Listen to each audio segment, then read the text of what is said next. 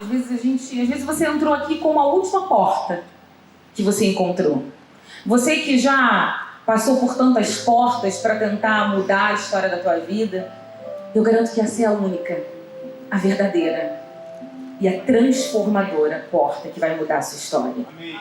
Porque eu não estou falando de uma igreja física, eu não estou falando de uma religião, eu estou falando de Jesus. De um Jesus que pode fazer uma nova história na sua vida. Na única porta, o único caminho, o único. Aquele que tem o domínio de todas as coisas, aquele que é o alfa, o ômega, o início, o fim, aquele que até mesmo a natureza tem que se prostrar a ele. A natureza tem que obedecer a sua voz. Em Isaías 43, 2, a palavra de Deus fala que quando passares pelas águas, eu serei contigo. Quando pelos rios, eles não te submergirão. Quando passares pelo fogo, não te queimarás, nem a chama arderá em ti. Essa palavra é linda. E quantos de nós nessa corrida da vida não passamos por momentos na caminhada em que parece que o arder, o calor do fogo vai nos consumir? Quantas vezes olhamos para a caminhada na nossa vida e parece que as águas elas estão mais violentas na nossa direção? E é sobre isso que eu quero falar com você. Sobre um Deus que se manifesta em lugares improváveis. Um Deus que revela vida, milagre, provisão em terras desérticas. Um Deus que pode fazer do nada o tudo na sua vida. Deus amado, Deus querido, nós estamos aqui diante dessa verdade que tem nos trazido vida, que tem alimentado o nosso ser, que tem alimentado a nossa fé e nos feito caminhar em direção ao propósito que tem para nós. Fé fala de permanecer no caminho, fé fala de continuar a caminhada, fé fala de um novo fôlego, mesmo quando o calor queima, mesmo quando as águas são violentas. Nós estamos aqui porque nós encontramos paz em Ti. Mesmo que as coisas não estejam conforme o nosso querer, nós entendemos que basta a Tua presença em nós. Basta a Tua presença. E nós estamos aqui porque a Tua palavra ela é a verdade. Pode passar anos e anos, séculos e séculos, mas ela permanece firme. E é por isso que nós estamos aqui. Porque cremos em um Jesus que nem a morte paralisou. Um Jesus que pode se manifestar de uma forma sobrenatural e que passeia no nosso meio, transformando o nosso ser e ainda hoje operando milagres no meio do teu povo. Nós estamos aqui como igreja reunidas num só clamor para dizer que o Senhor é o Deus da nossa vida. Que nós nos agarramos nas circunstâncias, nos diagnósticos, nas situações desfavoráveis, mas nossa esperança está em Ti. Por mais que não haja frutos, por mais que haja muita escassez, a nossa esperança não está no que os nossos olhos conseguem alcançar, mas naquilo que nós cremos e que está em Ti. Seja bem-vindo nesse lugar, manifesta o Teu poder. Hoje é noite de milagre, hoje é noite que o céu vai se manifestar no meio do Teu povo e eu creio nisso. Em nome de Jesus, amém. Amém.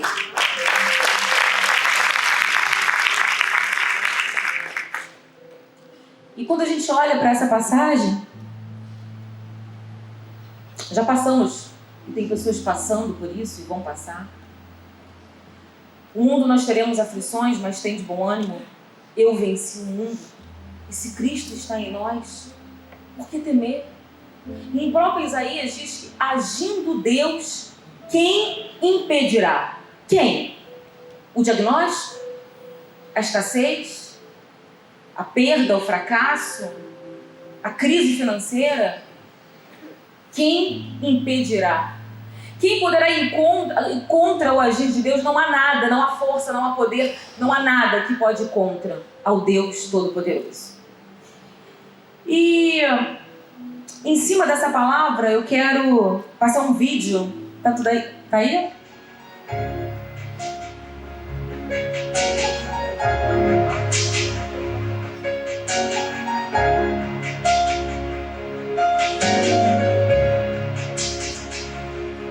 Essa é a Gabriela, ela é uma suíça. E esse vídeo ficou muito marcado. Depois vocês entram na internet, tem um outro vídeo que parece de frente. E olhando esse vídeo, a gente consegue perceber que a vida, ela é uma corrida. E que muitas vezes, em determinado momento da caminhada, a gente se encontra assim. Parece que a gente vai cair, parece que faltam forças, que o desânimo chega, o cansaço chega, não há mais fôlego. Às vezes a gente pensa até que é melhor a gente parar no meio do caminho. E esse vídeo me chamou muita atenção porque quando a gente olha esse vídeo, a gente vê ali uma mulher determinada. Esse vídeo, no final, ele é muito claro que fala de persistência, de determinação, de resistência. E que quando você olha, às vezes você não fica nem mais preocupada se é com a posição que ela vai chegar, mas se ela vai conseguir chegar ao destino dela. E aí, olhando para isso, a gente consegue ver que é uma mulher forte, uma mulher resistente. Mas o que fez essa mulher diante desse cenário? Ela está quase caindo. Provavelmente ela não ia tirar o primeiro, nem o segundo, nem o terceiro lugar. Mas o que fez ela não desistir? O que fez ela não parar e olhar para ela? Porque os olhos naturais dela revelavam o quê? Cansaço, fraqueza, não tenho mais ar, não tenho mais fôlego, eu não vou tirar o primeiro, nem o segundo, nem o terceiro lugar.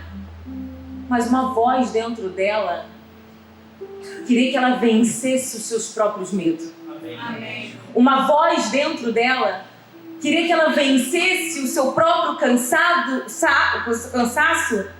os seus próprios pensamentos. Uma voz dentro dela o impulsionou e até o final. E quantas vezes, diante de uma situação de dor, a gente só enxerga dor? Você acha que tinha alegria, tinha descanso, tinha refrigério aqui? Você acha que tinha nesse momento da caminhada? Tinha dor, tinha cansaço, tinha falta de fôlego. E eu olhando, esse texto de Isaías é muito claro. Que as águas eram muito violentas aqui. Que o sol, ele estava muito escaldante. Mas ela conseguiu chegar até o final. Porque as muitas águas não fizeram ela se afogar. O sol incessante, o calor incessante do fogo não fez ela se queimar. Porque havia uma voz dentro dela dizendo que ela poderia chegar até o final. E na corrida da vida, por que uns param e outros vão até o final com tanta dificuldade? Às vezes você vê pessoas que só lutam na trajetória da vida toda. E ele lá, persistente, determinado, porque as dificuldades o alimentavam e faziam dizer para ele mesmo que ele era capaz. A voz que te move, a voz que você dá valor é a voz que define quem você é. Qual é a voz que você tem dado ouvidos? Qual é a voz que você tem valorizado? Essa revela quem você é. E você passa a acreditar que essa é a sua identidade. Eu tenho 3 filhos. E eu tenho um filho, que eles brigam, os mais velhos, isso acontece lá em casa, né? Só lá em casa, irmão meu brigando. Eles brigam de vez em quando. Estresse. E tem um irmão que, diante das desavenças, ele vem pra mim e fala assim: mamãe, ele disse que eu sou isso, isso, isso, mamãe. Aí ele vem chorando. E a primeira coisa que eu falo com ele é assim: meu filho, você é isso? Não, mamãe. Porque pra mim, você é isso, isso, isso. Você é forte, você é inteligente, Você é um bom filho, você tem um coração lindo, você vai chegar a lugares altos. Você é um menino que agrada o coração de Deus. Todas as vezes eu falo para ele quem ele é. Porque, sabe por que eu faço isso? Porque eu quero que ele lembre quem ele é. Porque pouco importa o que os outros vão dizer para ele. É isso que eu quero que ele entenda. Meu filho, as muitas vozes, as muitas águas, o calor incessante, ele vai vir sempre na sua direção. Mas isso não define quem você é. E eu falo para ele, meu filho, pouco importa o que o seu irmão disse sobre você.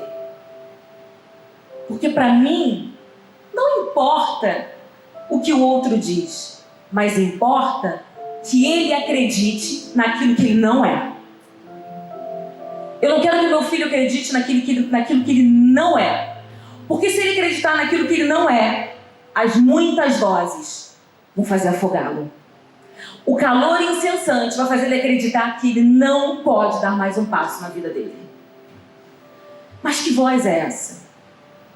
Eu, como mãe, eu quero que essa voz ecoe dentro do coração dele, mas existe uma voz dentro de você, que é a voz do seu Criador, que é a voz do Deus Todo-Poderoso.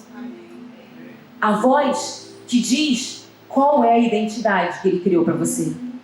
Quem você é diante do Pai. Porque, de verdade, vão existir momentos em que muitas vezes a gente olha uma cena dessa e a gente vive um momento desse e a gente acha que é melhor parar. Que realmente não dá para continuar. Mas a voz de Deus é a voz que precisa te impulsionar e está muito forte dentro de você. Porque ela define quem você é. Ter muito dinheiro, ser bem-sucedido, perder tudo, estar falido no momento, isso não define quem você é. Isso define um momento da tua vida. Mas o que define quem você é o que Deus escreveu para você. É o que Deus te fez para ser. Quando você olha para Jesus, e você vê que Jesus foi batizado com 30 anos, ele começou seu ministério. E aí ele foi batizado, no batismo dele, com João Batista, que o batizou, brada uma voz do céu dizendo: este é o meu filho amado, em que eu tenho prazer nele. Jesus ali não tinha começado ainda seu ministério, mas aquela voz precisava primeiro revelar para Jesus qual era a sua identidade. Porque ele ia encontrar muitas dificuldades ao longo da sua trajetória, ao longo do seu ministério. Mas uma voz bradou do céu, marcando nele, estampando nele quem ele era. A voz de Deus. Essa é a voz da verdade na nossa vida. E você vê que depois daí, Jesus começou o seu ministério. Ninguém pode viver um propósito de Deus sem entender quem é primeiro. Porque se você não sabe quem é, você é levado pelas vozes, você é levado pelos ventos, você é levado pelas circunstâncias. E as coisas, as situações, as pessoas, elas vão definindo quem você é. Porque quem não sabe quem é, não sabe aonde pode chegar. Então, o que a palavra nos revela é que a primeira coisa, você precisa saber quem você é em Deus. E não o que as coisas, as circunstâncias falam a teu respeito. Quem você é em Deus? Qual é a voz que tem soado e ressoado dentro de você? Às vezes você pode falar assim: mas eu já sei o meu propósito. Eu sou muito bem sucedido no meu trabalho. Eu sou realizado. Entenda. Propósito tem a ver com você ser realizado, preenchido por Deus naquilo que você está fazendo. Ser bem sucedido em algumas áreas da nossa vida, isso não diz que você tem paz. Quantas pessoas estão numa posição maravilhosa hoje, têm uma família maravilhosa, estão com depressão, estão tomando remédio, pensam em suicídio. Quantas pessoas têm tudo, mas não são preenchidas pela presença de Deus? Então, às vezes, aonde você está não é o fim da caminhada. É aonde Deus quer te usar, e esse trabalho vai ser a ponte para você viver o propósito de Deus na sua vida. Porque entenda, todos nós temos um propósito para Deus. Todos nós temos um propósito na obra de Deus. Não necessariamente você precisa estar aqui pregando, mas você pode levar a palavra dentro do seu trabalho. Para aquela pessoa que hoje está com o casamento destruído e não sabe o que fazer da vida, está sem propósito, está sem motivação, está sem esperança. Esse é o maior propósito pelo qual Deus nos chamou. E às vezes você está na caminhada e acha que Deus esqueceu de você, que você não tem propósito, porque às vezes a gente acha que propósito, viver um grande propósito, é ser realizado, é ser bem-sucedido. Deixa eu dizer uma coisa para você. João Batista, quando ele ia no ministério dele, ele tinha apenas uma palavra. Ele pregava no meio do deserto. E ele dizia para o povo se arrepender. Essa era a única palavra de João Batista durante o seu curto tempo de ministério aqui na terra. E ele era um homem estranho, se vestia com roupas estranhas, comia gafanhoto, comia mel, e ele andava no deserto. Se a gente trouxer hoje, para os dias de hoje, João Batista, ele não tinha os holofotes voltados para ele. Não teria. De repente, João Batista, ele não teria muitos links, muitos comentários, muitas visualizações. Olhando para os dias de hoje, eu acredito que o ministério do João Batista seria um ministério frustrante, fracassado. Mas quem disse que sucesso é viver nos holofotes do mundo?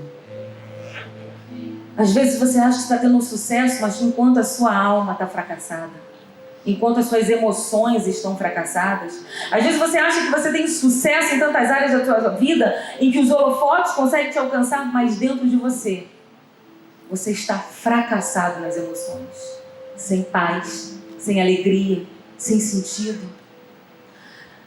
Sucesso não é viver aquilo de acordo com o que o mundo acha que você deve brilhar. Sucesso é viver o propósito de Deus naquilo que Ele te chamou para ser. Para o João Batista, nos dias de hoje, o ministério dele seria um fracasso, mas ele batizou Jesus. O que é fracasso para você? De repente você acha que a sua vida hoje é um fracasso. Quem disse? Às vezes você está nesse deserto e é onde Deus está te preparando para um grande propósito. Às vezes você se encontra escondido e falando para poucos, sendo visto por poucos. Não importa o quantos têm te visto, mas importa o como Deus tem visto você. E como o Pai, Ele olha muitas vezes, Ele sabe exatamente onde nós vamos cair, quais os nossos pontos fracos. Eu, quando olho para os meus filhos, eu sei que dependendo da situação, eu sei aonde um vai se dar melhor, aonde o outro vai ter mais dificuldade, porque eu, como mãe, a gente tem esse olhar. Quais são os pontos fortes de um, fracos do outro. Mas imagine Deus olhando para nós. Eu fico imaginando Deus quando olha para nós. Ele sabe exatamente onde estão as suas fraquezas. Ele sabe exatamente aonde você vai recuar. Ele sabe exatamente aonde pensa em parar. Porque você acha que quando Davi pecou, ele surpreendeu Deus? Ele pegou Deus desprevenido? Deus sabia exatamente os pontos fracos de Davi. Mas o problema é que a grande questão, e que bom isso, que Deus não vai contabilizar aonde você pecou. Deus não vai contabilizar os seus pecados, mas Deus vai contabilizar a forma que você agiu depois que você pecou. O como você se comportou depois que você errou. Isso que é importante para Deus, porque isso define aonde o seu coração está. Se você erra diante de Deus e você acha que aquilo ali não tem nada a ver, Deus sabe aonde está o teu coração. Por que Davi foi um grande homem segundo o coração de Deus? Porque Davi errava, Davi pecava, Davi ele fazia aquilo que não agradava o coração de Deus, mas Davi se prostrava diante do Senhor e reconhecia quem ele era na vida dele, o quanto ele era pequeno, o quanto ele era falho, o quanto ele necessitava da sua misericórdia. Por isso que Davi foi o homem que foi, porque Deus não contabilizou, Ele não deu importância aos momentos que Davi caiu, porque Ele sabia onde Davi ia cair. Mas como o coração dele se comportava diante dos seus erros. Amém. Se havia soberba, se havia vaidade, se havia orgulho. Deus, quando nos olha, Ele sabe exatamente aonde você pensa em parar. Ele sabe exatamente aonde vai ser o maior obstáculo para a tua vida. As dificuldades, elas são um processo de Deus nos fortalecendo. E tudo depende do nosso ponto de vista. Quando a gente olha essa mulher, a gente olha que... O que ela viu? Ela não viu o estado físico dela, mas ela viu que barreiras ela estava avançando, que obstáculos ela estava avançando, que limites ela estava avançando. Quando ela olhou para ela viu que a sua mente podia mais do que o seu corpo falava. Quando a gente olha os espias, Josué e Caleb, você vê que os 12 espias, eles foram olhar a terra prometida. Mas 2 voltaram e falaram: poxa, mas essa terra é muito boa. Essa terra tem frutas gigantes, saborosas, é uma terra boa. Poxa, esse é o lugar que nós devemos ir. E os outros espias falaram: não, mas ali tem gigantes, é uma terra muito perigosa. Não, aquilo dali não é pra gente.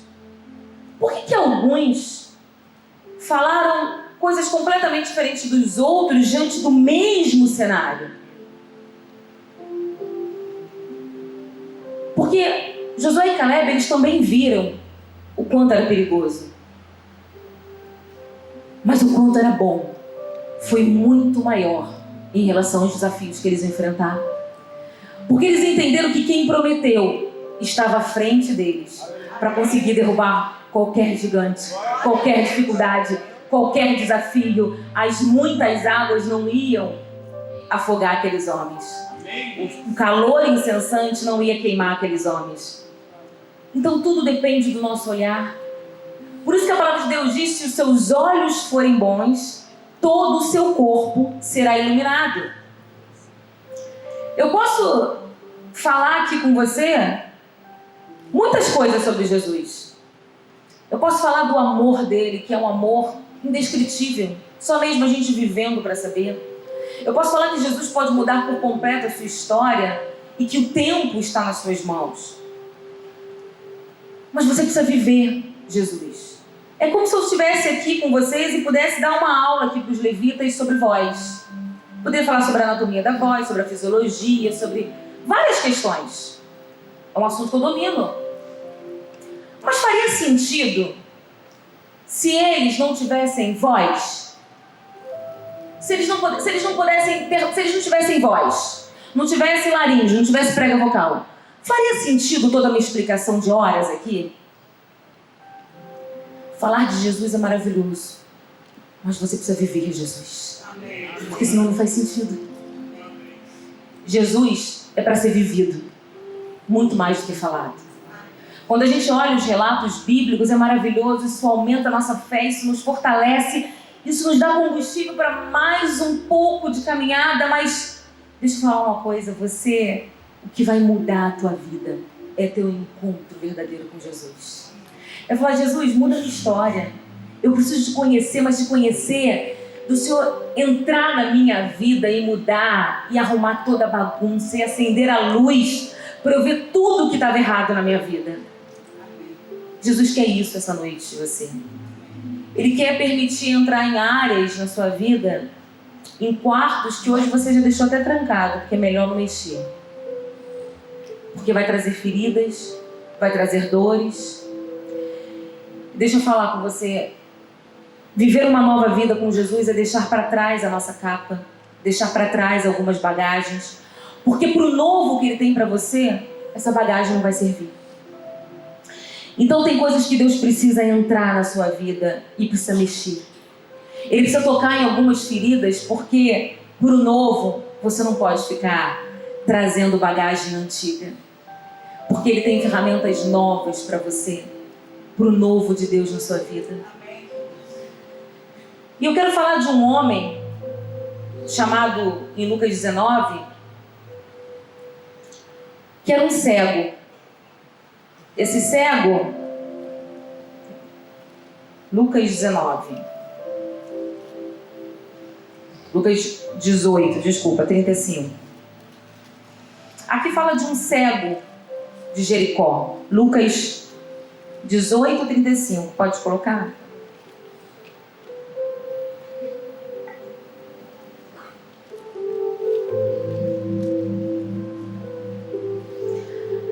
Aconteceu que ao aproximar-se ele de Jericó, estava um cego assentado à beira do caminho, pedindo esmolas. E ouvindo o barulho da multidão que passava, perguntou o que era aquilo. Anunciaram-lhe que passava Jesus, o Nazareno. Então ele clamou: Jesus, filho de Davi, tem compaixão de mim. E os que iam na frente o repreendiam, para que se calasse. Ele, porém, cada vez gritava mais: Filho de Davi, tem misericórdia de mim. Então parou Jesus e mandou que trouxesse, e tendo ele chegado, perguntou: Que queres que eu te faça? Respondeu ele: Senhor, que eu torne a ver. Essa palavra ela é muito profunda e muito reveladora. Jesus estava passando e por onde Jesus passava, ele arrastava uma multidão.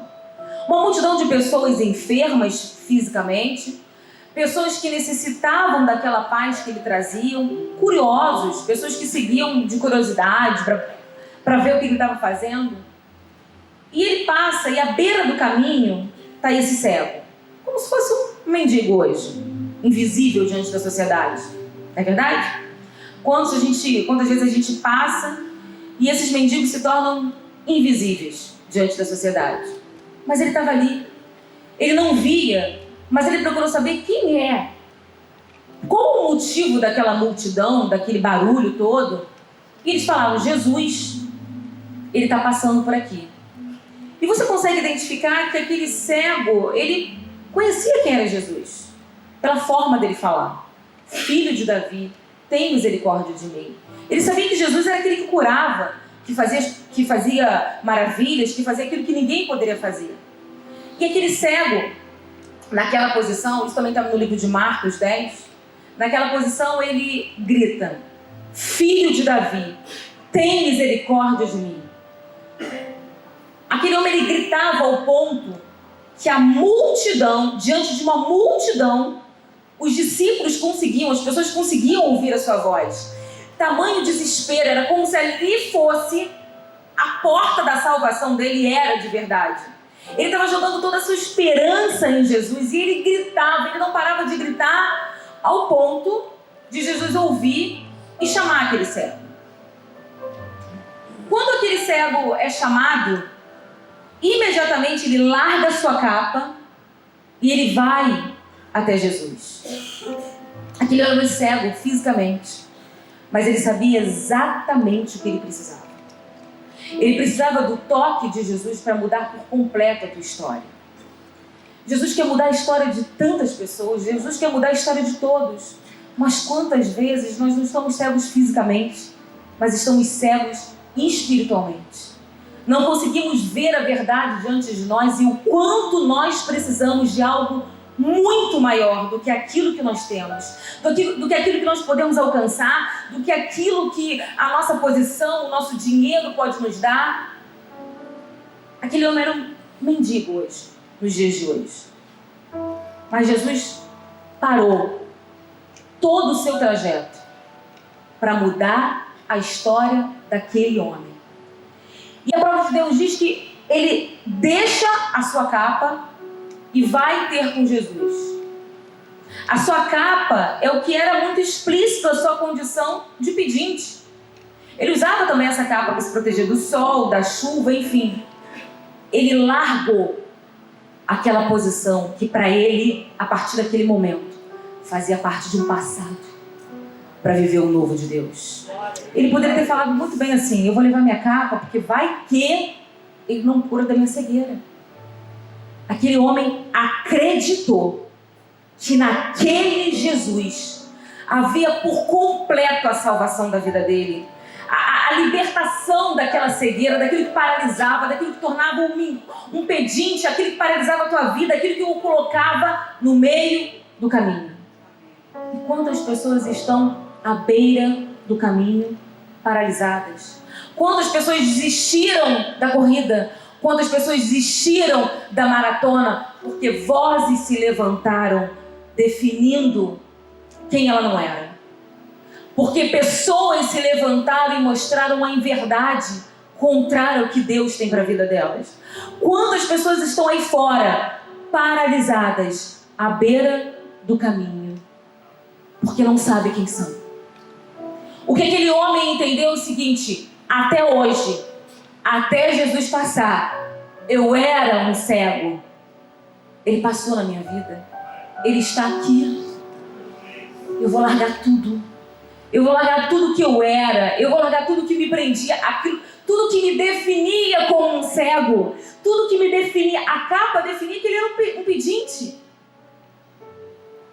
O que tem te definido hoje? Qual é a mentira que tem contado para você? Porque você parou no meio do caminho, Jesus está passando na sua vida. Porque você precisa acreditar na mentira de que te contaram e carregar uma bagagem que não pode fazer mais parte de você. E quando a gente olha a seguir, Jesus no mesmo lugar, ou seja, em Jericó, ele tem um encontro com Zaqueu. Dois mundos completamente diferentes. E é isso que eu quero trazer para você essa noite. Eu não sei qual é a posição que você se encontra hoje. De repente, um homem cego, não fisicamente, mas espiritualmente. De repente, um homem que tem carregado a tua capa e que Jesus está passando e que você precisa entregar algumas coisas que ainda lhe causam dor. Pensamentos negativos, eles podem destruir um ser humano. Eles podem fazer você acreditar que é melhor parar, é melhor desistir, é melhor se entregar. Sabe os elefantes adestrados? Quando eles são acorrentados desde pequenininho e eles lutam contra aquela corrente e depois eles crescem, se tornam fortes, grandes, muito mais fortes do que aquela corrente. Mas na mente deles, eles continuam acreditando que a corrente é maior que eles. Não acredite na história que te contaram. Não acredite no que você viveu até agora. Aquele homem poderia falar assim: não, Jesus faz milagre com os outros, mas a minha vida, olha como é que eu estou. Quantas pessoas às vezes elas justificam a sua própria história. Elas justificam a sua própria condição. Ei! E aí a gente consegue ver Zaqueu, um cobrador de impostos, no próximo capítulo 19. Um milagre também em Jericó, um cobrador de impostos. Na verdade, ele era chefe. Então, era um homem que era chefe dos publicanos. Era um homem que tinha recursos duvidosos, ele cobrava impostos e acabava cobrando a mais. Era um homem rico. E ele ouve dizer que Jesus estava passando na cidade. E vocês conhecem a história de Zaqueu, né? Diante daquela multidão, Zaqueu era pequeno na sua estatura. Ele sobe numa árvore, era uma árvore também não muito grande, baixa. Ele sobe numa árvore e fica tentando ver Jesus. Vocês conseguem ver a relação do cego Bartimeu? Bartimeu significa lugar de pobreza, onde Jesus mudou totalmente a sua identidade. Aquele homem passou a seguir Jesus. Ele tirou de uma condição de pobreza e levou para perto do seu amor. E aí você consegue ver Zaqueu, um homem que preferiu ficar em cima de uma árvore, vendo para Zaqueu. Era a sua verdadeira identidade de homem puro. O encontro com Jesus revela em nós a identidade de Cristo em nós. A identidade do Pai. Porque esse é o DNA que precisa estar muito forte dentro de nós. Esse é o DNA. Essa é a voz que precisa gritar dentro de nós, dizendo: meu filho amado, eu tenho prazer em ti. Meu filho amado, eu estarei contigo em todos os momentos que você atravessar. Zaqueu, desce dessa árvore. Porque na verdade eu poderia fazer um milagre aqui na frente de todo mundo, porque Jesus fazia milagres na frente de todo mundo. Não é verdade? Ele tocava e as pessoas eram curadas. Ele tocou o cego e o cego foi curado. Mas você entende a revelação dessa palavra? Jesus queria entrar na casa dele. Porque Jesus, ele quer muito mais do que tocar naquilo que é muito aparente para os outros, que precisa de mudança. Ele quer tocar nas áreas profundas de intimidade com você. Jesus foi ter com Zaqueu, e quando ele entra naquela casa, ele não precisou abrir a boca. Zaqueu falou: Senhor, se eu fiz algum mal, se eu fraudulei, se eu roubei, eu quero devolver 4 vezes mais. Jesus não precisou condenar aquele homem. Jesus não precisou falar: Zaqueu, você está errado, Zaqueu, você tem roubado, Zaqueu, o que você faz, você não me agrada. Um pecador, quando se encontra com a justiça, que é o próprio Jesus, ele se quebranta.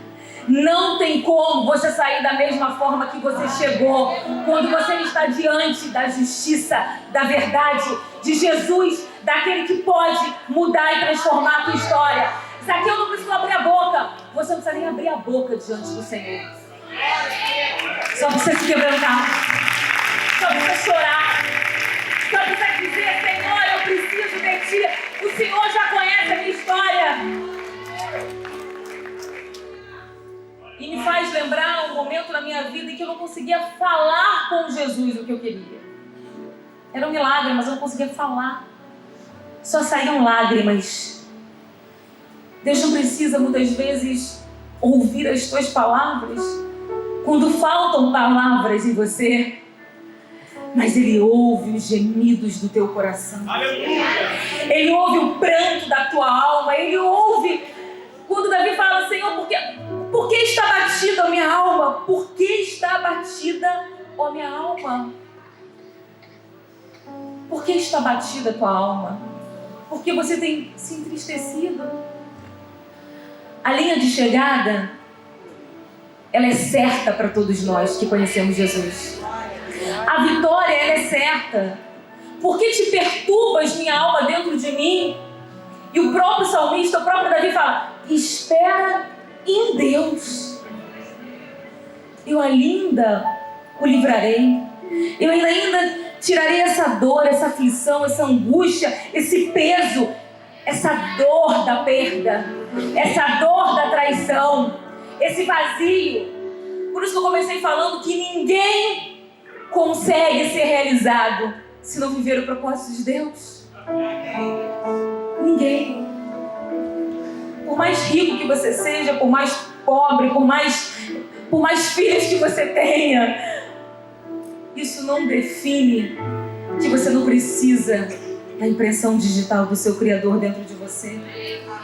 Que você não precisa que Ele te encha por completo.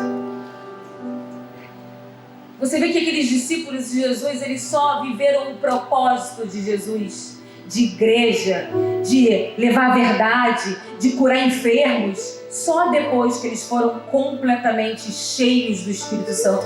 Porque até então eles estavam muito preocupados com eles. O que poderia acontecer? Peraí, se Jesus, o Messias, foi pego, condenado, crucificado, injustiçado, o que será de nós? Então vamos nos esconder. Ou então vamos voltar a fazer o que nós fazíamos. Eu não quero mais estar nesse negócio. Mas você percebe que depois que o Espírito Santo, que eles são cheios da verdade, do Espírito da verdade, a vida deles passou completamente a ter outro sentido. Eles continuaram levando a palavra, eles foram audaciosos, eles tiveram autoridade para pregar para a multidão. Por quê? Porque não era mais a vida deles que fazia sentido, é aquilo que Deus queria deles. Em um momento eles estavam preocupados com a sua vida, no outro você vê que eles estavam preocupados em cumprir o propósito de Deus. Aquilo que parece ser fracasso pode ser o maior troféu que Deus está dando nas suas mãos. E aquilo que parece ser sucesso, às vezes só está abafando o deserto da tua alma. Aquilo que parece ser sucesso só está maquiando a verdade que tem dentro do teu coração. Zaqueu, o homem que entendeu que para receber aquilo que Jesus tinha para ele, era necessário tirar alguns lixos da sua vida. Eu preciso me corrigir, porque a presença de Deus nos constrange. A presença de Deus nos leva pro caminho, nos faz voltar pra rota. Eu não sei como você tem buscado Deus. Se você tem gritado como aquele Bartimeu, você tem preferido ficar de longe, se acostumando com a posição que você está hoje. Mas o que eu quero dizer é que você precisa entrar na presença de Deus. Sentar à mesa, que é lugar de intimidade, de relacionamento. Só come os prazeres, as ofertas, as delícias de um banquete quem senta à mesa. Porque quem está no chão só come as migalhas. E nós fomos chamados para reinar nessa terra. Nós fomos chamados como filhos. E filho tem lugar marcado ao lado do Pai. Filho não é servo, não é escravo, porque desse jugo Ele já nos tirou.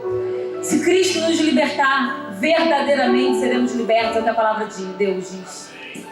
E para fechar, em Apocalipse 22, 13 diz: eu sou o Alfa e o Ômega, o princípio e o último, o princípio e o fim. Ele é o Deus que antes de ter sido formado, Ele já estava com os olhos para você, voltados para você. Ele é o Deus que antes do amanhã chegar, Ele já estava lá, desenhando toda a tua história. Mas a linha de chegada é para todos. Mas o que vai definir o tempo que você vai levar para chegar, ou se você vai parar no caminho, ou como você vai chegar, é você. A decisão cabe a nós, porque todas as promessas cabem a Ele. E Ele já tem preparado para nós, porque se Ele estava no início e Ele já está no fim, é porque Ele está hoje na sua história. Não perca a oportunidade. Jesus está passando por aqui. Amém?